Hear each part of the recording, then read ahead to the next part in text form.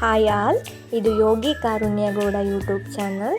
ಇವತ್ತೇನಂದರೆ ಪಾಲಕ್ rice ಅಥವಾ ಪಾಲಕ್ ಕಿಚಡಿ ಅಂತಲೇ ಹೇಳ್ಬೋದು. ಅದನ್ನು ಮಾಡೋದು ಹೇಗೆ ಅಂತ ತೋರಿಸ್ತಾ ಇದ್ದೀನಿ. ತುಂಬ ಚೆನ್ನಾಗಿರುತ್ತೆ, ಟೇಸ್ಟ್ ಮಾತ್ರ ಒಂದ್ಸರಿ ಟ್ರೈ ಮಾಡಿ. ಮೊದಲಿಗೆ ಒಂದು 10 ಹಸಿಮೆಣಸಿನ್ಕಾಯಿ, ಗೋಡಂಬಿ, ಒಂದು 8 ಎಸಳು ಬೆಳ್ಳುಳ್ಳಿ, ಒಂದು ಹೆಚ್ಚಿಟ್ಕೊಂಡಿರೋಂಥ ಈರುಳ್ಳಿ, ಪುದೀನ ಸೊಪ್ಪು, ಕೊತ್ತಂಬರಿ ಸೊಪ್ಪು, ಶುಂಠಿ, 1 ಇಂಚ್ ಶುಂಠಿ, ಒಂದು ಕಡ್ಡಿ ಕರಿಬೇವಿನ ಸೊಪ್ಪು ತೊಗೊಂಡಿದ್ದೀನಿ.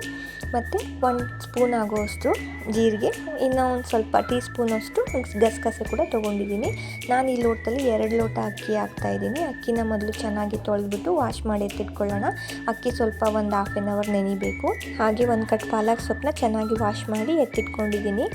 ನೆಕ್ಸ್ಟ್ ಇದಕ್ಕೆ ಗ್ಯಾಸ್ ಆನ್ ಮಾಡಿಬಿಟ್ಟು ಒಂದು ದಪ್ಪ ತಳ ಇರುವಂಥ ಕಡಾಯಿನ ಇಟ್ಕೊಂಡು 2 ಸ್ಪೂನ್ ಆಯಿಲ್ ಹಾಕ್ಕೊಂಡು ನಾವೇನು ಎತ್ತಿಟ್ಕೊಂಡಿದ್ವಲ್ಲ ಅದನ್ನೆಲ್ಲ ಒಟ್ಟಿಗೆ ಹಾಕ್ಕೊಂಡು ಫ್ರೈ ಮಾಡ್ಕೊತಾ ಇದ್ದೀನಿ. ಇಲ್ಲಿ ಯಾವುದೂ ನಾನು ಹೆಚ್ಕೊಂಡಿಲ್ಲ, ಯಾಕಂದರೆ ಎಲ್ಲನೂ ಮಿಕ್ಸಿಗೆ ಹಾಕಿ ರುಬ್ಬೋದ್ರಿಂದ ಎಲ್ಲ ಹೇಗಿದೆಯೋ ಹಾಗಾಗಿ ಹಾಕಿ ಫ್ರೈ ಮಾಡ್ಕೊತಾ ಇದ್ದೀನಿ. ಸೊಪ್ಪು ಕೂಡ ಅಷ್ಟೇ, ನಾನು ಸೊಪ್ಪನ್ನ ಕಟ್ ಮಾಡಿಲ್ಲ, ಯಾಕಂದರೆ ಮಿಕ್ಸಿಗೆ ಹಾಕ್ಕೊಂಡು ಎಲ್ಲನ ಪೇಸ್ಟ್ ಥರ ರುಬ್ಕೊಳ್ಳೋದ್ರಿಂದ ಹಾಗೇ ಹಾಕಿ ಚೆನ್ನಾಗಿ ಫ್ರೈ ಮಾಡ್ಕೊಳ್ತಾ ಇದ್ದೀನಿ.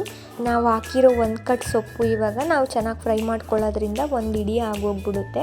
ನೋಡಿ ಇವಾಗ ಆಗಿದೆ. ಇವಾಗ ಗ್ಯಾಸ್ ಆಫ್ ಮಾಡ್ಕೊಂಡ್ಬಿಟ್ಟು ಇದನ್ನು ಒಂದು 10 ನಿಮಿಷ ತಣ್ಣಗಾಗೋಕ್ಕೆ ಬಿಡೋಣ. ತುಂಬ ಬಿಸಿ ಇರುತ್ತೆ. ಈ ತಣ್ಣಗಾದ್ಮೇಲೆ ಇದನ್ನು ಮಿಕ್ಸಿ ಜಾರ್ಗೆ ಹಾಕ್ಕೊಂಡು, ನಿಮಗೆ ನೀರು ಬೇಕು ಅಂದರೆ ಸ್ವಲ್ಪ ನೀರನ್ನ ಹಾಕ್ಕೊಂಡು ರುಬ್ಬಿಟ್ಟು ಎತ್ತಿಟ್ಕೊಳ್ಳಿ. ನೆಕ್ಸ್ಟ್ ಇವಾಗ ಇದಕ್ಕೆ ಮತ್ತೆ ಗ್ಯಾಸ್ ಆನ್ ಮಾಡ್ಕೊಂಡ್ಬಿಟ್ಟು ಅದೇ ಬಾಣಲಿನ ನಾನು ಮತ್ತೆ ಇಲ್ಲಿ ಯೂಸ್ ಮಾಡ್ತಾ ಇದ್ದೀನಿ. ಮತ್ತೆ 2 ಸ್ಪೂನ್ ಆಯಿಲ್ ಹಾಕ್ಕೊಳ್ಳಿ. ನಾನಿಲ್ಲಿ ಒಗ್ಗರಣೆಗೆ ಜೀರಿಗೆ ಹಾಕ್ಕೊಳ್ತಾ ಇದ್ದೀನಿ. ನಾನು ರುಬ್ಬೋದಕ್ಕೂ ಜೀರಿಗೆ ಹಾಕ್ಕೊಂಡಿದ್ದೀನಿ, ಒಗ್ಗರಣೆಗೂ ಕೂಡ ಜೀರಿಗೆ ಹಾಕ್ಕೊಂಡಿದ್ದೀನಿ. ಹಾಗೆ ಈರುಳ್ಳಿನೂ ಹಾಕ್ಕೊಳ್ಳಿ. ನಾನು ಇಲ್ಲಿ ಈರುಳ್ಳಿನ ರುಬ್ಬೋದಕ್ಕೆ ಹಾಕ್ಕೊಂಡಿಲ್ಲ, ಒಗ್ಗರಣೆಗೆ ಮಾತ್ರ ಹಾಕ್ಕೊಳ್ತಾ ಇದ್ದೀನಿ. ಹಾಗೆ ಕರಿಬೇವಿನ ಸೊಪ್ಪು ಮತ್ತು ಗೋಡಂಬಿನೂ ಕೂಡ ಸಣ್ಣದಾಗಿ ಕಟ್ ಮಾಡಿ ಅದಕ್ಕೆ ಒಗ್ಗರಣೆಗೆ ನಾನು ಗೋಡಂಬಿನೆಲ್ಲ ಸೇರಿಸ್ತಾ ಇದ್ದೀನಿ. ಈರುಳ್ಳಿ ಎಲ್ಲ ಚೆನ್ನಾಗಿ ಫ್ರೈ ಆದಮೇಲೆ ನಾವು ಎತ್ತಿಟ್ಕೊಂಡಿದ್ದಂತಹ ಮಸಾಲಾನ ಹಾಕ್ಕೊಳ್ಳೋಣ. ಮಸಾಲ ಹಾಕುವಾಗ ಲೋ ಫ್ಲೇಮಲ್ಲಿ ಇಟ್ಕೊಂಡು ಹಾಕ್ಕೊಳ್ಳಿ, ಯಾಕಂದರೆ ಇದು ಹಾಕಿದ ತಕ್ಷಣ ಚಟಪಟ ಅಂತ ಎಲ್ಲ ಸಿಡಿಯುತ್ತೆ. ಇದನ್ನ ಹಾಕ್ಕೊಂಡು ಮತ್ತು ಅದು ಜಾರನ್ನ ಕೂಡ ತೊಳೆದ್ಬಿಟ್ಟು ಹಾಕ್ಕೊಳ್ಳಿ, ಅದರಲ್ಲಿ ಕೂಡ ಮಸಾಲೆ ಇರುತ್ತೆ.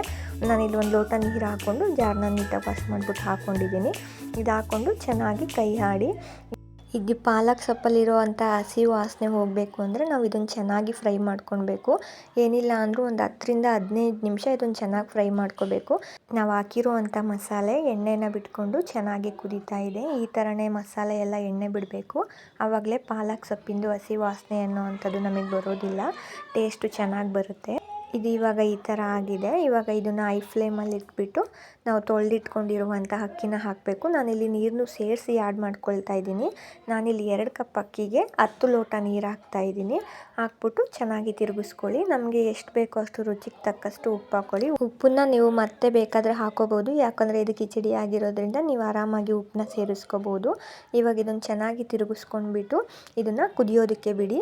ಅಕ್ಕಿ ಮತ್ತು ಮಸಾಲೆ ನೋಡಿ ಚೆನ್ನಾಗಿ ಕುದೀತಾ ಇದೆ. ಇದು ಇವಾಗ ಈ ಥರ ಚೆನ್ನಾಗಿ ಕುದ್ಮೇಲೆ ಒಂದು ಸ್ವಲ್ಪ ಅಕ್ಕಿ ಇಲ್ಲೇ ಒಂದು 40% ಬೇಯೋವರೆಗೂ ಇದನ್ನು ಚೆನ್ನಾಗಿ ತಿರುಗಿಸ್ಕೊಳ್ಳಿ. ಇದು ಚೆನ್ನಾಗಿ ತಿರುಗಿಸ್ಕೊಂಡಾದ್ಮೇಲೆ ಇದ್ರ ಮೇಲೆ ಒಂದು ಲಿಡ್ನ ಕ್ಲೋಸ್ ಮಾಡಿ ಅದು ಬೇಯೋ ಅಷ್ಟರೊಳಗಡೆ ಮೊಸರು ಬಜ್ಜಿನ ರೆಡಿ ಮಾಡ್ಕೊಳ್ಳೋಣ. ಇವಾಗ ಇದಾಗಿದೆ. ಇವಾಗ ಲಿಡ್ ಓಪನ್ ಮಾಡಿಬಿಟ್ಟು ನೋಡಿ, ಬಿಸಿ ಬಿಸಿಯಾಗಿರೋ ಪಾಲಕ್ ರೈಸ್ ಅಥವಾ ಪಾಲಕ್ ಕಿಚಡಿ ತುಂಬ ಚೆನ್ನಾಗಿರುತ್ತೆ. ಟೇಸ್ಟ್ ಅಂತೂ ಇದನ್ನು ಹಾಗೆ ತಿಂದರೆ ಅಷ್ಟು ಟೇಸ್ಟ್ ಬರೋದಿಲ್ಲ. ಇದನ್ನು ಮೊಸರು ಬಜ್ಜಿಗೆ ಆ್ಯಡ್ ಮಾಡ್ಕೊಂಡು ತಿಂದರೆ ತುಂಬ ಚೆನ್ನಾಗಿರುತ್ತೆ. ಒಂದು ಸರಿ ಟ್ರೈ ಮಾಡಿ. ಈ ವಿಡಿಯೋ ಇಷ್ಟ ಆಗಿದ್ದರೆ ಪ್ಲೀಸ್ ಸಬ್ಸ್ಕ್ರೈಬ್ ಮಾಡಿ. Thank you.